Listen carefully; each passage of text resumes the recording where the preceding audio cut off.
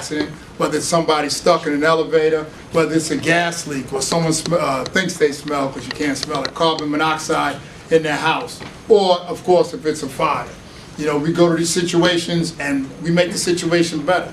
By the time we leave, it's still, you know, it might be a tragedy, but it's much better than it would have been if we didn't show up. And a lot of times, you know, by the time we leave, we've made things a whole lot better for people. That's the best thing about this job by far. Other good things about it that are more concrete, more tangible is the salary. The salary, the time off, health benefits, and all those things are excellent. Firefighters now, when they start, they make about $50,000, $60,000 a year. That's when you first come on. Excuse me. After 5 years, each year your salary increases till after 5 years, guys now making more than $100,000 a year. Right? Any one of those guys you see on the truck, men or women, they're making about $100,000 a year. As you go up in rank, the next rank is lieutenant, the next rank is captain, then battalion chief, then deputy chief. Your salary increases as you go up in rank. All right? And to go up in rank is all based on tests. Right? It's all based on a test. It's not who you know, who likes you, who don't like you. In private industry, it's always, almost always about who likes you, who do you get along with, whose son-in-law you are, etc. like that. In the fire department, you take a written test, you do good in that test, you do better than the other guy, your number's going to be higher than the other. I've been promoted twice. Believe me, if it was based on who they liked, I'd be the last. I would have never gotten promoted. All right, I made a lot of noise in the fire department, probably a little before your time, but I made a lot of noise in the fire department about a lack of blacks being in the fire department. And we beat the fire department over the head year after year, and things are changing now. All right, things are changing. So like I say, I would have been the last one that they ever promoted. So that's a big thing where the promotions are really based on how well you do in the test. The tests are hard. You got to spend about a year or more studying for these tests. I'm like 5-6 hours a day, 4 or 5 times a week. It's a lot of studying that you got to do to get these promotions, but it's all based on the test. We have unlimited medical leave, which is completely unheard of. Unlimited medical leave.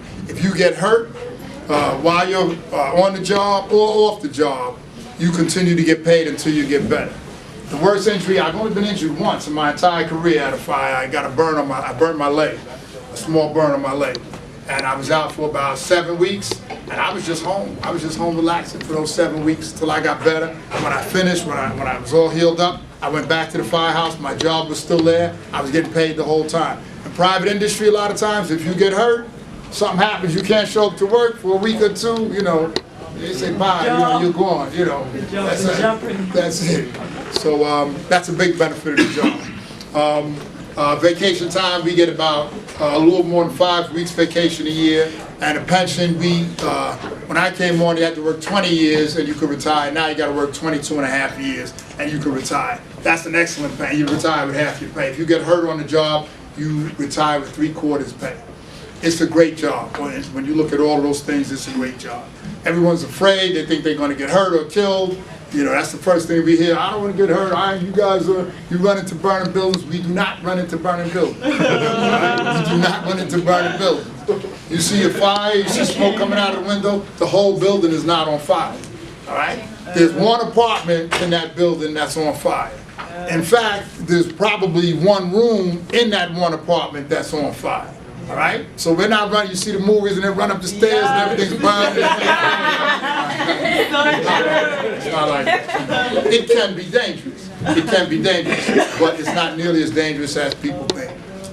We typically have lost 2 firefighters a year on the job in line of duty every year, and it's slowed down, if you take out 9/11, and it's slowed down substantially over the last 7 or 8 years, okay? 2 out of about 10,000, there's about 10,000 firefighters in New York City every year, 2,000, and like I say, it's been even less over the last few years. What's the chances you're going to be one of those 2 people that die out of 10,000? I'll take those chances. You know, it's a very small risk. Let's be honest. We're talking about unarmed black men being shot and killed. The neighborhoods we live in are more dangerous than 2 out of every 10,000 people die. You know, we all know that. And so the job is not nearly as dangerous as people think. It's a great job. The applications only come out for this job once every 4 years, 4 or 5 years, and the applications are about to come out starting April 5th, from April 5th till probably about May, sometime towards the end of May. It's $25 to apply. I urge all of you in here to take the test. The only qualifications you need is you have to be between the ages of 18 and you cannot have reached your 29th birthday as of April 5th. Right? The day the applications come out, if you're 29, you're too old. Unless you've been in the military and they take 1 year off your age for every year you've been in the military. All right? Most of you all are within that age group. And I urge all of you to take the test. It's $25, that's all it is. You take the written test. In October, they're planning on giving the written test. You take that written test in October, and they put everybody on a list depending on how well you did in the test. The last test for a little more than 4 years ago, 60,000 people applied, but 40,000 showed up to take the test. So, and if you're in the, you had to be in the top like 6,000 out of that 40,000 for them to reach you. So you got to do real good on the test, but it's a written test. They base it a lot on personality questions, what they call personality questions, you know. But they just ask you a series of questions, and like, you know, they're trying to find someone who works well with other people and is a social type of person, likes to be with other people, because in the firehouses we're together a lot. And when we go out and work, we act as a team. So they're looking for people who have teamwork skills and things like that. There's preparation classes that we give for the test to help you do good, and but that's it. That's how they rank you on a list. And I would tell everybody to take the test. All right? Any questions? I have two. I heard you say that you made like a lot of noise in your time coming up. So that would be like what the Vulcans was doing. Yeah. I was the president of Vulcans. Yeah, I see you in the paper. All right. And another one. Like I see the fire departments, and like I see the trucks coming out, but I know it's different divisions. I don't actually understand like what they are. Like you said, but you got two other departments inside your. Yeah. Okay, good. There's separate units. There's engine companies and ladder companies. The engine companies are the smaller rigs, the smaller trucks, and they got all the hose lines in the back. And their job, they got one job at a fire. They put the water on the fire. That's all they do. We go in there, we stretch the hose line. That's when I'm in an engine company. We stretch the hose line into the building. Say, for instance, if there was a fire in this room, we would, you know, we'd find a stand. Anyhow, we'd stretch the hose line up here. We'd get to this door. We'd open the door would be open. We'd come in and put the water on the fire. Put all this fire out in this room. You'd be surprised how fast it. If this entire room was on fire, if we came in here, we'd put that fire out in about 20 seconds. Take about 20 seconds for us to put this whole room out. Maybe a little more, maybe 30 seconds. Is that powerful though? Yeah. Powerful. Yeah, it is. Yeah. You know, and so that's what the engine company does. The ladder company is the longer truck. It's got a big ladder on the top. Some of the ladders have a bucket on the end. Usually people refer to them as a cherry picker. They're really called tower ladders. They got a big bucket on the end, or it's just a straight ladder that goes up 100 feet, as much as 100 feet. And their job at a fire is to do everything else. They, like for instance, I said we'd come into this door, if this door was locked, they would force the door open with their tools. They'd force the door open. They would go and search around the rest of the floor looking for bodies. They would vent the windows, vent the roof, you know, to let the heat and smoke out. So they do everything else. Their job's a little more glamorous, you know. Those are the guys and women who make the rescues and so on. So those are the two basic units, the engine company, the ladder company. Now there's, above that, there's battalions. Well, there's a firehouse. We're in a firehouse together, us and the ladder company. And then there's a battalion, which is a group of firehouses, usually about 4 or 5 firehouses. And then above that is a division, which is usually like half a block. That's basically how it's broken down. Why is there a bucket on the ladder? To make it easier for people to walk out of a window and into the bucket. You know? Like for instance, if you had to get out of here, they pull up alongside and they put the bucket right up to this window. You can climb into it? That's right, yeah. The bucket? Yeah. Oh, But it's not I think I know what you're talking about. bucket. It's a big bucket, okay. I got it. It's about the size of this dress.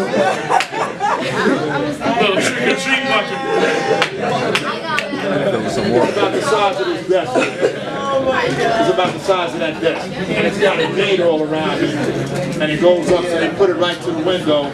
and then you would walk out the window and step onto this, you know, as opposed to walking out of the window and getting on a ladder. That's a little bit more scary kind of. Yeah, it's a lot more scary getting on a ladder than getting into this. Right? So, good question.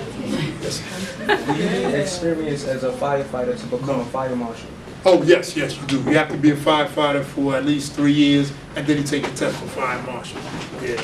But when you take the job, when you take the test, you're taking the test to become a firefighter and only a firefighter. Right. And honestly, there aren't a lot of other areas to go into.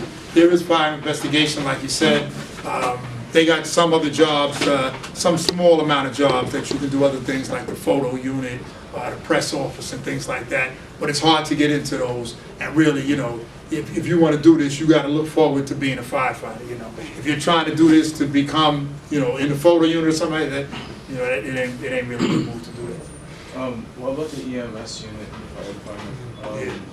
I mean, like, would it be still the same test? Or? No, it's not. We just lost an EMT the other day, and she died in the line of duty. And I heard about she was drugged. She was just a young lady. She was drugged. She was dragged underneath the police hospital. So, but let me ask you this question. You can, if you're interested in doing that, working on the ambulance, and that's a good job. You have to go out and get your EMT certification. You can get them at a lot of different schools, hospitals, and so you get it here too good. And you go and get that certification. Once you have that certification, you go to the fire department with it, and they'll pretty much hire you. There's a big need for EMTs. There always is. You got that certification, they'll hire you. You work on an ambulance. You'll be an EMT working on the ambulance. And you know, do all the things that you associate with that. And their salary is a little less, and but it's still a good job.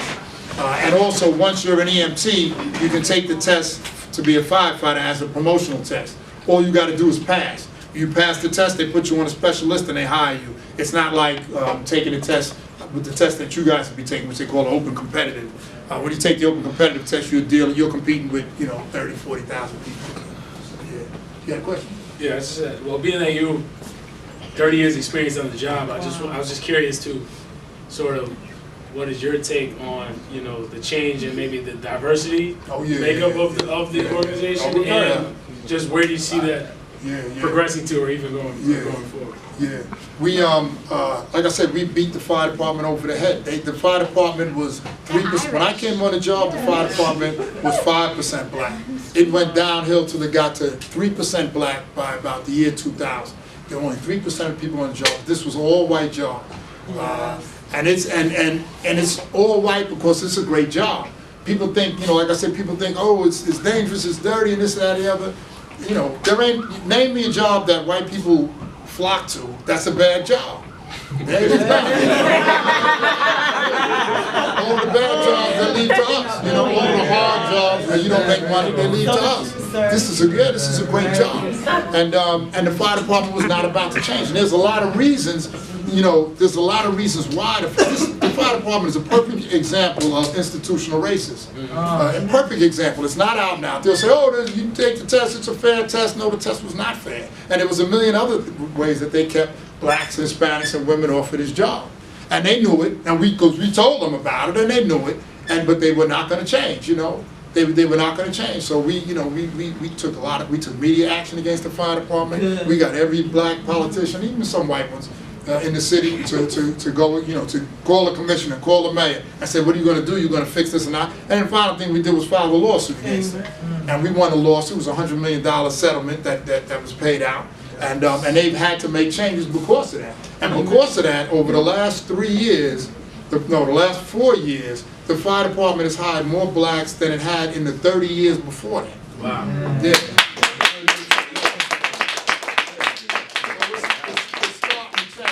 It's starting to change. It's still, they still got a long way to go, and it's not where we want it to be. But right now, the classes are going in, and the classes are about 45% or so people of color. Every time they hire, because what it is, they hire you. They hire 300 people at a time. They send them to the academy and train them for 18 weeks. And now those classes are going in, and they're about 45% people of color. Blacks about 18%, Hispanics a little more, Asians and so on, about 45%. When I went in 1988, There was it was 170 of us, was me and one other brother in there, out of 170. And that was typical. That was typical. And then and we did all of this, and you know, it's sickening, but every time you talk about diversity, first thing out of people's mouth is what? What's the first thing we say? We gotta have diversity. They'll say, yeah, you can have diversity, but what do they say? People that are black in this job. You know what it is? No, wait. Huh? My best friend's black. No. If someone's arguing, they say, yeah, we need diversity on this job. We got to change this job, bring more people of color on. And they'll say, yeah, we got to do that, but. You're not qualified. There you go. Qualified. We need people that are qualified, like as if. But when it's all white, you never hear about qualifications. Exactly. And the other word, standards. You got, you know, we can't lower the standards. The standards are higher now with these classes going in than they ever were. When I went in '88, I remember I went in with a guy, and he couldn't do one chin-up when we started, and when we finished training 8 weeks later, he still couldn't do one chin-up. Now they got him doing all kind of hard, you know, they got him, you know, doing all types of physical work, and in the academy, much more so than they had to, and the candidates are better now than they were before, you know, but, yeah, good. I'm sorry, I think you guys saying it first. Regarding all the progress that you've accomplished in the fire department, since 2020 is hindsight, what are some things that you believe would have expedited these accomplishments? Wow, that's a good question. That's a very good question. I'm not sure. Besides starting earlier, that's a very good question. I don't know. I'd have to think about that. What mistakes we made. I don't know. We did all we could, and it was a group effort. The Vulcan Society, every black firefighter on the job really wanted to see this change. Because you go to work and you're the only black guy there, and it's 10, 11 other guys, and you're like, it can be hard, So everyone wanted to see this change occur. Everybody black, and most of us put our shoulder to the wheel. But I don't have to get back to that. That's good. This young lady.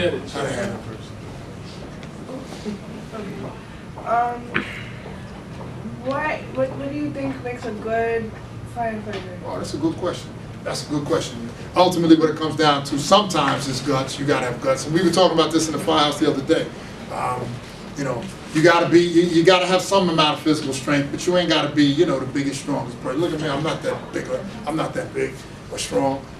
You gotta be able to think on your feet sometimes, to some extent. You gotta be able to take orders and listen to orders and understand orders, but they're usually pretty simple orders. But it's at a time of stress. There's a lot of stress. We pull up and that building's on fire and people are yelling and there's a lot of stress in that situation. But so ultimately it comes down to sometimes, every once in a while, you got to show some guts at a fire. That's what it comes down to. And but those are the attributes that you need. Yes. Oh, I'm sorry. Yeah, yes. No, I just want to say I know you were a bit. This question was a bit difficult at first, but I worked in corporate banking, and I'm always the only, because the trading for investment banking, those are the challenging department in the entire corporate industry. And I'm always the only black person on the desk, and whenever I express concern, they figure, well, you're the token black. It's not like you talk black, but HR just feels as if they're one black person, they'll fill their quota, so to speak. And that's why diversity is such an issue. And then it goes along with what you stated earlier, that they would say, well, that person isn't qualified. So why not look at the resumes that attest to the qualifications that you seek? So it's just an issue that will never change. It's consistently going on as we speak, whether it's corporate, whether it's in your industry.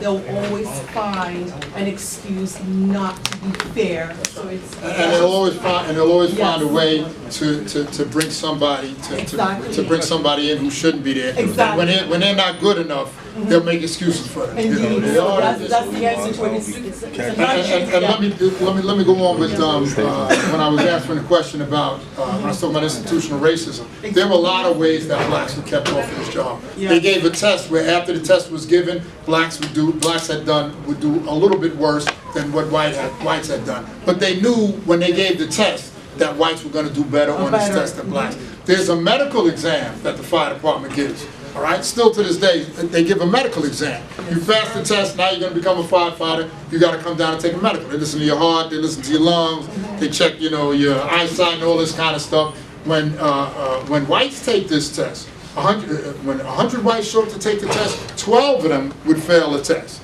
12 of them would fail, which seemed like even a little high of a number. When blacks came to take the same test, guess how many blacks failed? 30. 30 out of 100. 30 blacks would fail as opposed to 12. A medical test. A medical test. Now what if we got, their lungs are better than our lungs or something? Give me a break. They got better spleens than we got or something? Come on. But that was done all the time. It's a consistency. Yeah, now those are a whole lot of people who don't get this excellent job because the fire department, and then when we show this to the fire department, we show them the statistics, and they say, you know, and when they come, first they say, oh no, that's not the case. Then our lawyers, you know, put together all it, because the Justice Department was involved with this, and the Justice Department gets all statistics, and then they show the fire department clearly, they still don't want to fix the problem. Now they're confronted with it, but they ain't gonna fix it. Oh, well, you know, this or that or the other, so then we finally had to go to the judge. We finally go to the judge, and then they forced them to fix it. But something as blatant as that in medical, how do you justify 30 blacks, 100 blacks come through, and 30 of them get wiped out? What message would you give to women? You know, women that maybe are sort of on the fence about applying, or maybe they don't think they have the physical take the test or whatever. Take the test. There's a woman came to my company about 3 years ago. Her name's Anita. Matter of fact, if any of you live in Brooklyn, she's in. They got posters up saying join the fire department, and she's one of the posters. And she's small. She's about this big. And you know, we went together. We went to one fire, very good fire. She did an excellent job. You know, she did a very good job at that fire. No one could say, despite that, they still want to act like she's not as good as, you know, as others. You know, but she's excellent. I seen, you know, I'm in a position to evaluate, you know, how she did. I was right there with her. She did an excellent job. You know. And like I say, you don't have to be, it ain't always about being so big and strong. Sometimes you gotta, you know, sometimes you gotta show guts. But if you're physically fit, you'll be able to do it. Can you break down with how the Vulcan Society started and what it is like? All right, good. I know, I mean, people probably don't know. All right. In 1940, well, the first black firefighter came on the job in like 1898. The third black firefighter was a guy named Wesley Williams. He came on in 1919, and he rose all the way through the rank of chief. And he founded our organization in 1940. Close the door. And what he was fighting then was something they had called black beds, where at night in the firehouse there's a bunk room filled with beds, and you just go and sleep in any bed you want. Because every day we changed the sheets and all of that. So they would make him sleep. If you were black, there was one, you had to sleep in one particular bunk. Anybody else could sleep where they wanted. The black guy had to sleep in the bunk. It was always the worst bunk and something like that. So that was a practice going on all around the city. And he formed us in 1940 to fight that. And then we've been fighting all types of different things ever since. Yeah, that's when we were formed in 1940, like Chief Wesley Williams. What does the pin on your jacket represent? The African one. Just Africa, that's all. That's all. More questions? Now's the time. Are there any current volunteer opportunities at your department or any other department? No, they don't know about volunteer opportunities. And let me speak about the other thing briefly that I wanted to talk about was don't pass up any opportunities. I'm sure most of you in here are not thinking, you know, didn't grow up thinking you wanted to be a firefighter. I had a big advantage. My father was a firefighter. And so it's in the back of my head, you know, you want to be like your father and so on, and you know, you love your father, you want to follow in his footsteps a lot. So I was motivated, I wanted to do it, you know. Probably most of y'all don't have that advantage. That's a big advantage. And a father on the job is a big advantage with you coming onto the job. So I had that advantage. But my father also told me, he said, take every test. Every city test that comes out, you guys should take them. You should go get the chief newspaper. You don't have to do that no more. I'm showing my age here now. You go online, go to the DCAS website, and there's a bunch of city jobs. There's a bunch of city jobs that you can apply for and qualify for. When I was your age, I was in college. I went to Cheney in Pennsylvania, the oldest black college in the country. When I was back in the 80s, and I remember I'm in college, and you know, it was different then. You could only call, you know, you couldn't call and talk frivolously, you know, to your parents because it cost a lot of money to pick up the phone and call back home. So my father calls me up at college, you know, I'm talking to him, he says, oh yeah, son, he says, I signed you up for the air traffic controllers test, so you got to come home in a couple of weeks and take the test. I'm like, I'm holding the phone like, air traffic controllers, what's he talking about, you know? I wasn't going to get back. Okay, Dad, yeah, all right, yeah. And, you know, I'm like, I hang up the phone, I'm like, what is, you know? So I go home a few months later, and, you know, I took the test. I didn't think no more about it. I graduated, and I was working. I was working as up in the Bronx, doing a property thing up in the Bronx. An air traffic controller's called.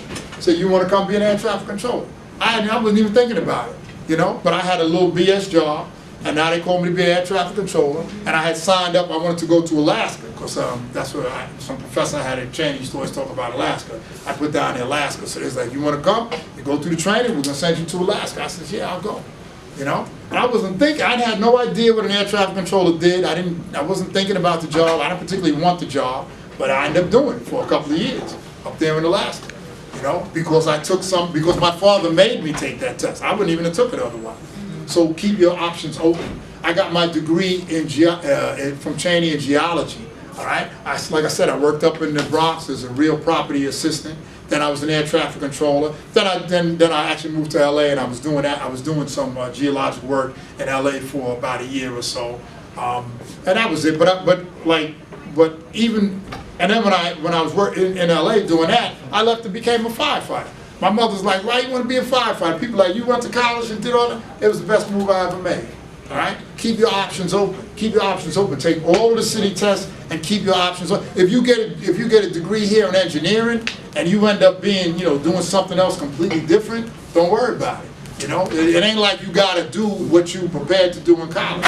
Maybe that's what you want to do, but maybe it don't work out that way.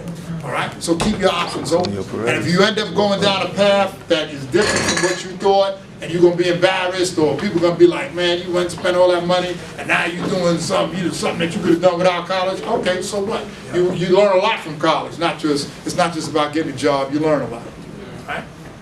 Could you repeat the website again? Sorry. DCAS. That's Department of Citywide Administrative Services. And that's the city agency that gives out city jobs. All right? And all you should be familiar with it. You go online and they'll post what jobs are available. Some jobs you have to have experience for. Some jobs you have to have a certain amount of education for in a certain area, and so on. But some jobs you just take them, you know, you don't need any kind of background. Like the fire department, you don't need any, you just need a high school diploma. Sanitation, same thing. PD, I think you need 30 college credits or whatever like that. All right? Yes. Does New York City have an interagency hotshot crew, like elite firefighters?